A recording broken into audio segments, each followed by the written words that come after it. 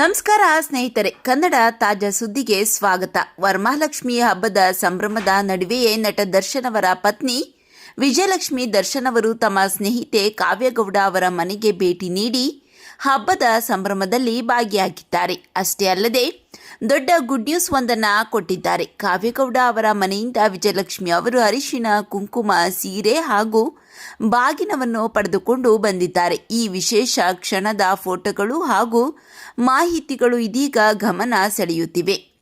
ಇದರ ಜೊತೆಗೆ ವಿಜಯಲಕ್ಷ್ಮಿ ದರ್ಶನ್ ಅವರ ಬಗ್ಗೆ ಮಾತನಾಡುತ್ತಾ ಒಳ್ಳೆಯವರಿಗೆ ಒಳ್ಳೆಯದೇ ಆಗಲಿದೆ ಎಂಬ ಅರ್ಥದ ಮಾತುಗಳನ್ನು ಹಂಚಿಕೊಂಡಿದ್ದಾರೆ. ಜೊತೆಗೆ ಪಾಸಿಟಿವ್ ವೈಬ್ಸ್ ಎಂದು ಬರೆದುಕೊಂಡಿರುವುದು ಕೂಡ ಅಭಿಮಾನಿಗಳ ಗಮನ ಸೆಳೆದಿದೆ.